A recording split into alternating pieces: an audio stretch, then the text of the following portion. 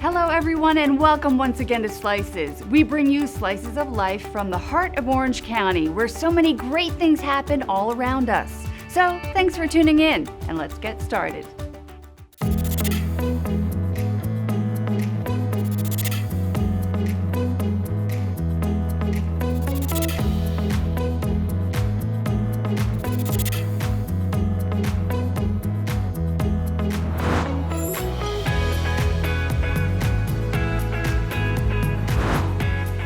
Welcome once again, I'm Christina McCauley. We're starting off the show with a story of survival, a little girl lost at sea, and a very special reunion. Here's Valerie Starn. Appreciate it. Hi. How are you? Hi. This is Paul Strasser, Mark Paisano. Hi. These two fishing boat captains have no idea who they're actually meeting. Her real name is Desiree. When she was 9 years old, she was the only survivor of a family boating accident. After 20 terrifying hours in the frigid water, she was rescued by the young fisherman. 35 years later, the two heroes are being told that the woman joining them for an interview about that fateful day is just a translator. Let's tell Raquel the story. The afternoon of May 19th, 1987, we were fishing the backside of Catalina Island.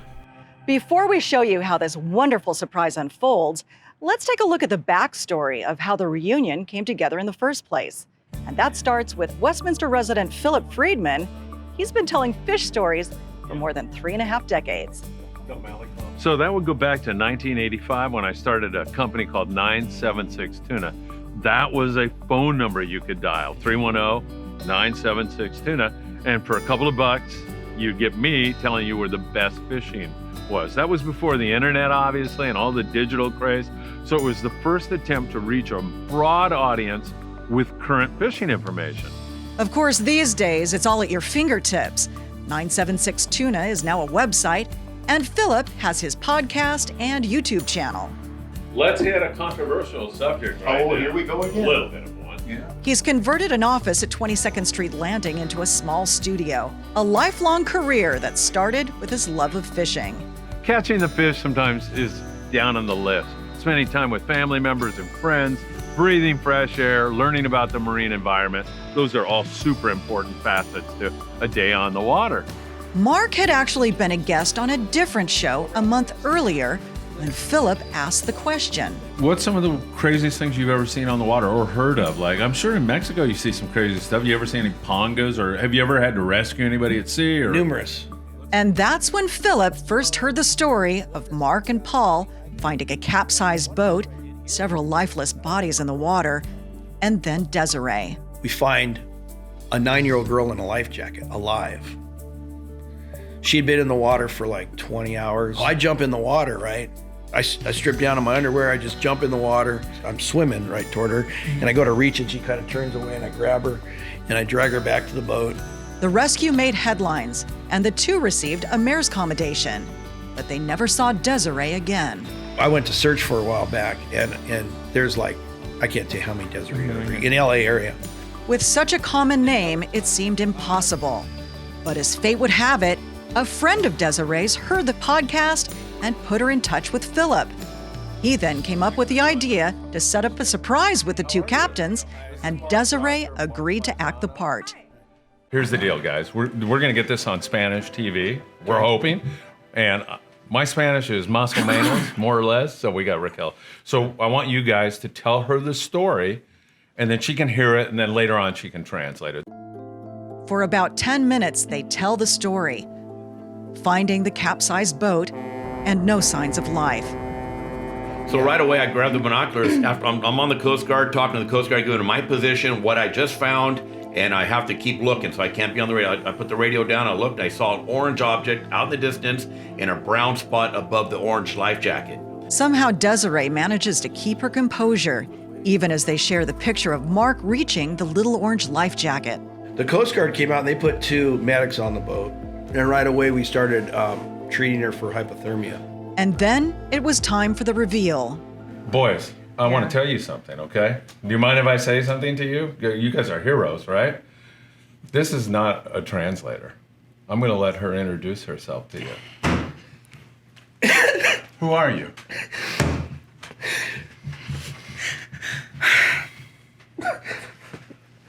I'm Desiree. Oh my God.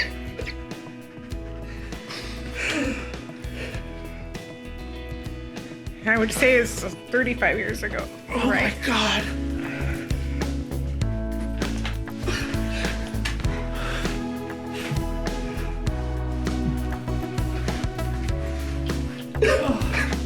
Well, you got me on this one.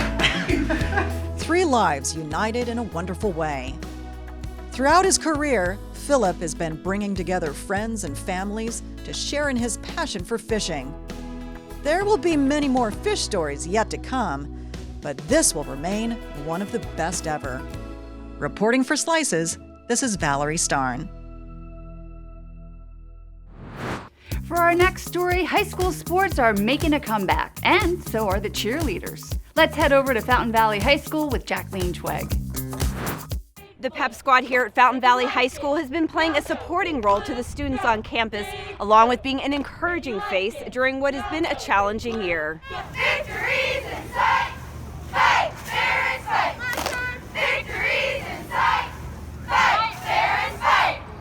I am so proud of them, and they make our lives, I would say, a lot more meaningful and special. It's one thing to be a principal and do the work behind the scenes to make school a safe and engaging environment so your students are learning. It's another thing to have a program such as our pep squad who make it exciting. So that's them in a nutshell, the total excitement 24/7. VAR helps out ONS to say parents! Fight, fight, fight! Pep Squad here at Fountain Valley consists of cheerleaders and song pom leaders. Our cheerleaders are the ones that you see tumble, stunt, throw in the air, and our song leaders are dancers. So our program consists of both. Trying to keep things as normal as possible for them, the coaches kept things going. If they couldn't practice at school, they'd practice from home. Everything was incredibly difficult, but so worth it because these kids had something every day to go to look forward to, and have something in their life that wasn't just taken. And since games are back in play, now that we can do football games, we do every football game. And now that we can do basketball games, we're testing twice a week to be able to do it.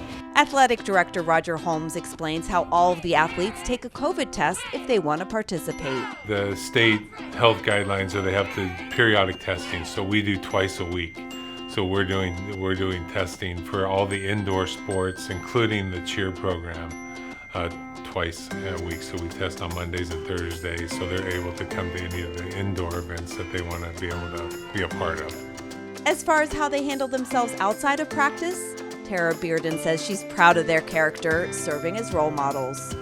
Our cheerleaders are so well-rounded and so professional and so talented, so smart.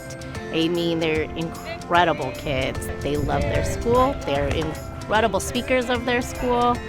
They're great kids.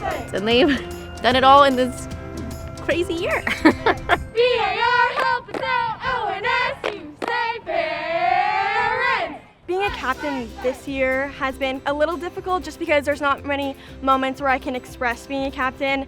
Of course, we were on Zoom for half of the year, and then we're in practice now, but I think that it's really easy to be a captain when you have a great team behind you. As far as what Ava feels she's learned from this, I think I am more confident now that I'm a captain. I've kind of had to take that leap of faith and just that step forward for the team. So it's kind of pushed me to be more open, and like in class, I'm okay to take initiative in a group or raise my hand a lot. Sky is a co-captain with Ava.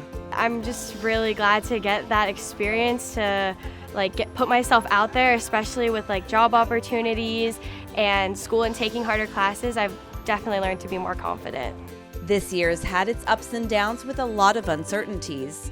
But now, we thought it was going to be canceled, and then we got to stunt, and I got to show off my skills, and we got to show off our dancing, what we've been working on, so that was kind of why I was feeling so amazing. Not only are they supporting other groups in the school, but they're supporting one another. The coaches and I kind of thought, oh, let's prepare ourselves for how we're going to talk to these girls about these big events that are happening in history.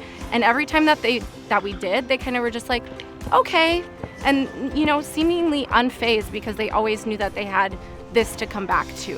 Former cheerleader and Fountain Valley graduate Courtney Davis says she always knew she'd be back one day coaching others, as this was a life-changing experience. Growing up, that was like one of the best things that I did in school, and I made a lot of my friends doing it. So to come back and kind of be on the other side of things and teach the kids how to like create these bonds and make them better, not only as athletes but as people too.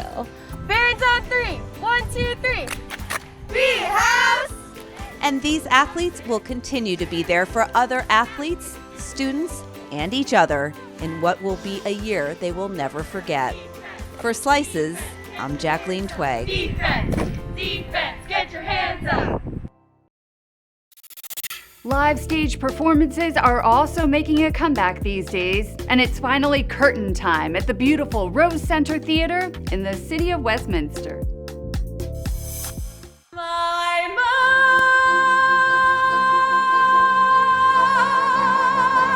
mind is the key. Live theater is back, much to the delight of stage actors and audience members alike. So exciting. It's almost like being back to normal again and just being able to do things with my son again, going outside and you know, enjoying Orange County activities.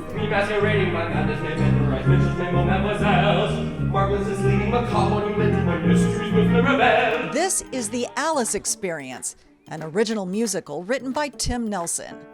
In 2006, Tim opened the Rose Center Theater in Westminster as the managing artistic director. Today, with certain COVID restrictions still in effect, he was able to modify his original Alice script so the show could go on.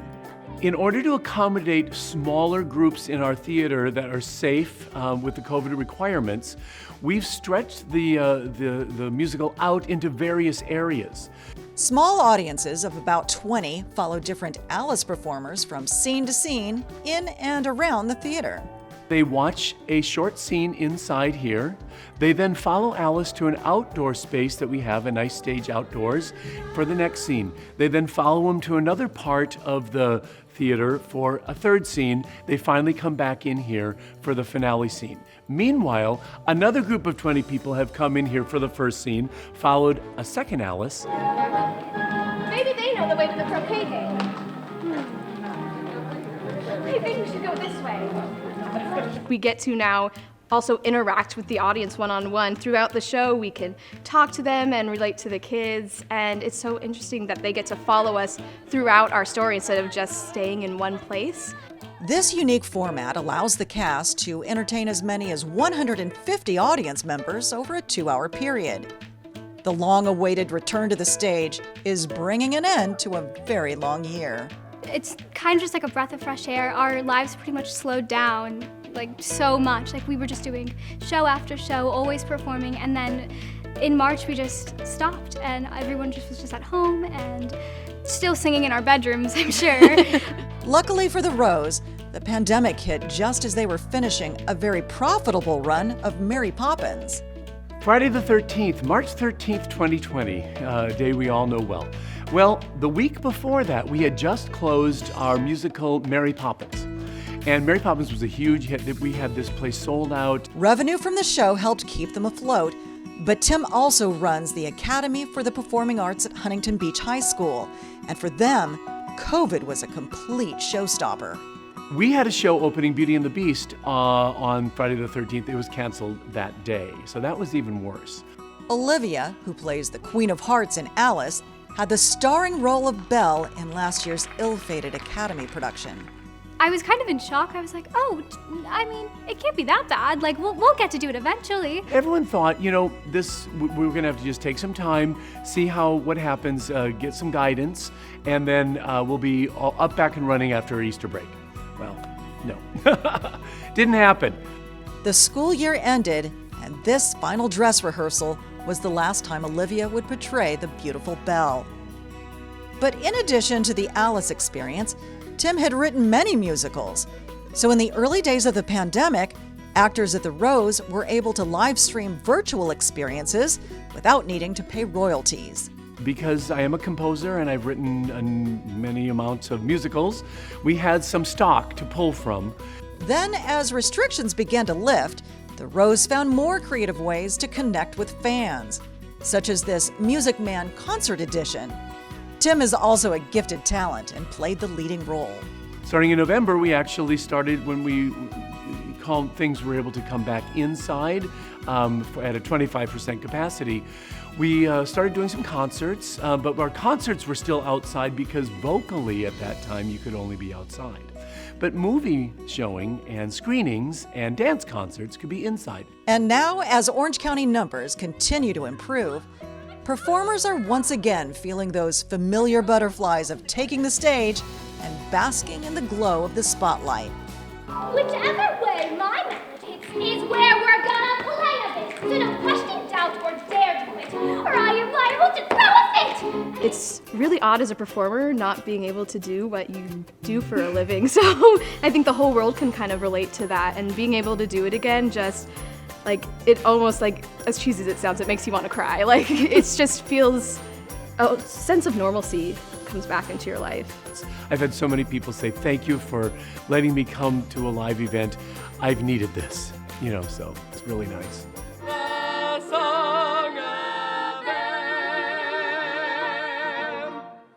From the Rose Center Theater, this is Valerie Starn reporting. Up next, we meet a top-notch educator who's being recognized for his 40 years of service. Here's Jacqueline Twegg with the Fountain Valley School District's Administrator of the Year. How's your day going today? Amazing. Boom.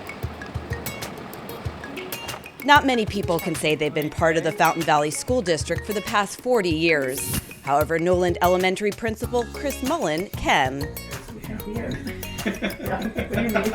How are you doing today? Phenomenal. Da, da, da, da, da. So one of the neatest things about Chris is that he grew up in this community. He went to Moyola when it was a K-8 school. He went to Fountain Valley High School, came back to then serve the community that he grew up in. And I think there's such a story to that, right? An element of authenticity, an element of giving back.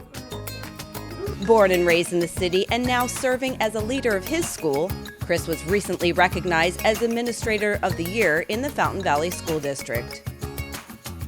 I think the first thing you'll notice about Chris is that he's a people person.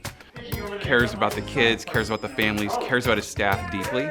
And because of those things, he's built a culture that is about togetherness, but also excellence. And this level of excellence comes with a consistent element. Spectacular. How's your day going? Good. Awesome.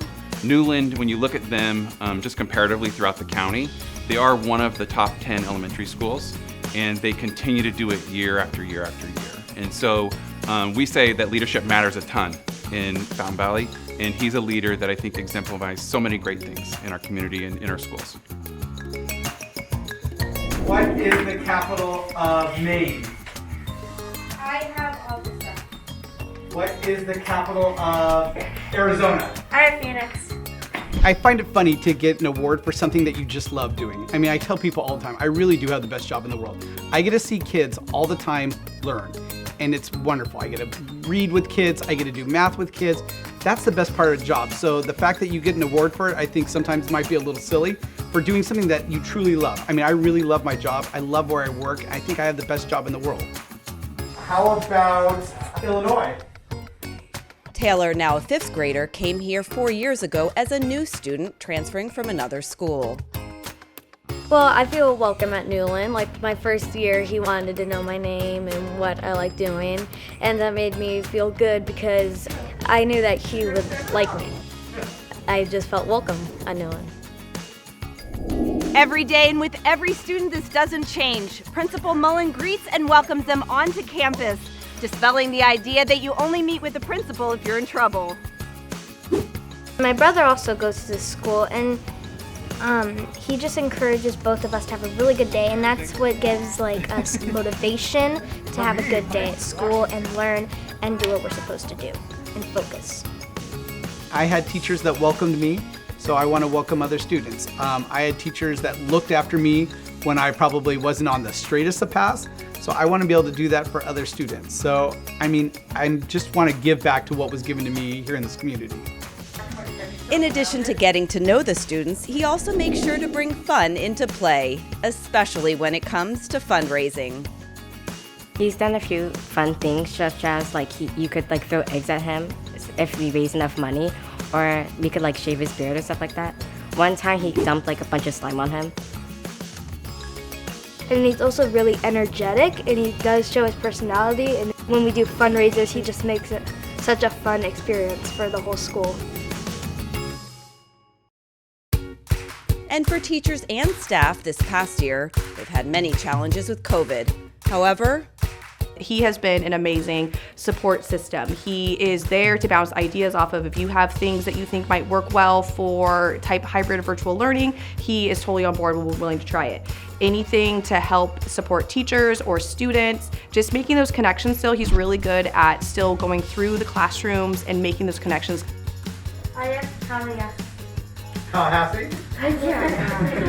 He's one of the most easygoing principals I've ever worked for, and that makes my job and the rest of the staff at Newland, have an enjoyable experience when you can really look at your administrator as not just an administrator, but as a friend. So. Principal Mullin says he feels he can't solely take credit for this honor because everyone he works with is contributing to the greater good of the students and to see them succeed. Everything from my classified staff to my certified teachers to everyone to my custodian, everybody works really, really hard to make sure that students learn here, and it's their #1 priority. And so for me, all I've ever done is just made students my #1 priority, and I've asked the staff around me, and so I almost feel that this is an award for all of them as much as it is for me. For Slices, I'm Jacqueline Twegg.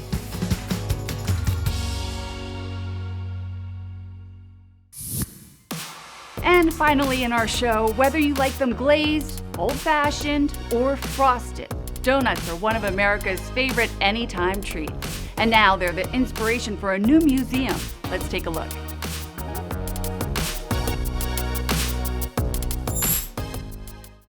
Welcome to the Donut Life Museum. Come on in.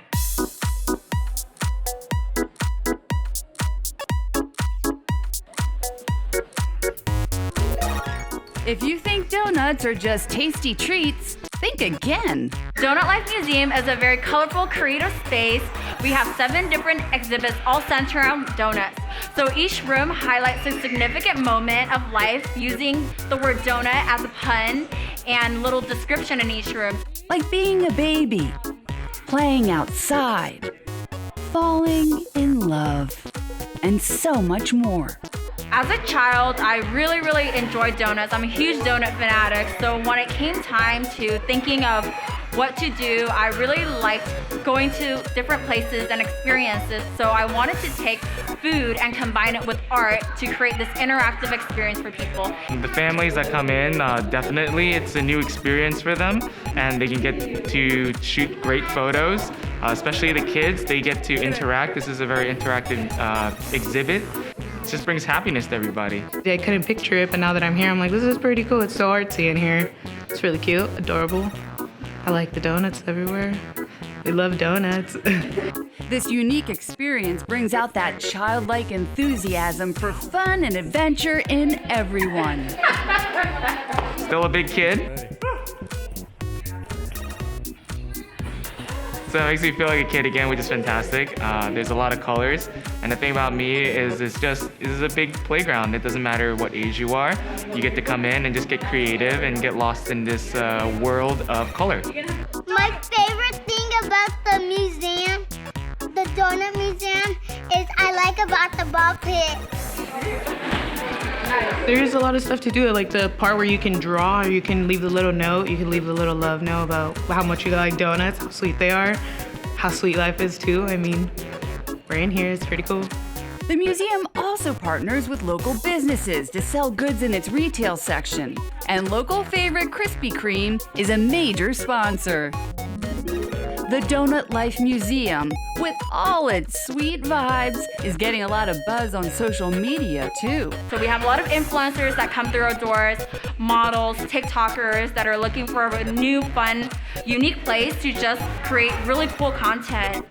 The museum also allows private events and offers unique classes, like creating balloon art. We also have paint nights here. So instead of wine and paint nights, we do donuts and paint nights. So you would come, you would get to experience the museum, and then you would have a local artist that would teach you a step-by-step class on how to paint your own donuts.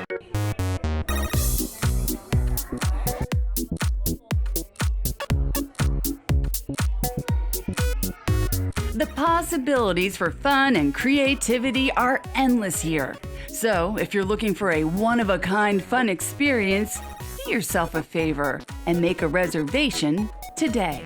Everyone should visit the Donut Museum because it's really fun!